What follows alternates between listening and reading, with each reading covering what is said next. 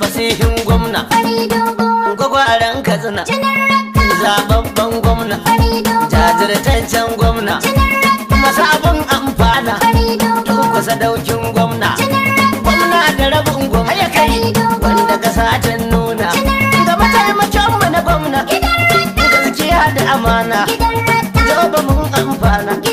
ta musu tamu ya zauna tabir masu amana na tsaure dan aljanna ya ce mu wake gwamna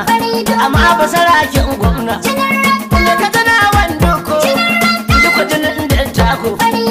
ya mai kaga tarko biro ga tamboko kai kowa ke dako ka aka wa gangan injiniya mun tare na masari burfari malin fashi mai abin alkhairi wai na turati ta arugu mai yaji arzikin fulogi inji ta kwalisannin ka shamsu taka ta same ka dukwale ya ce inganka na dan albarka bala abu mai Allah masu kishin sallah sigari makara da jumla bala amanar talba wanda baya canjin lamba ki kuma jira sai iwa bala amanar wambai hamza mai basira dubbai na kan ku zaɓin Allah masu kwarjini da kamala bagware ikon Allah halsi ta ko ina ka bulla duk magajin baba masali tushen goma wanda saka da riba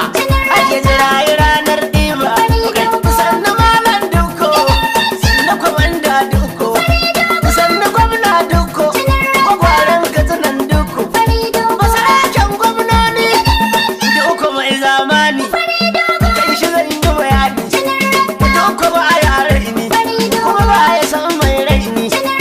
ya zama mana tsani ko ta bangaren addini saraki sa'a dai duko gwamna dai gwagware kai daidai yanzu kai ne dai cikar bayanin dai ga mai fahimta dai yan fahimta dai ga basara kenan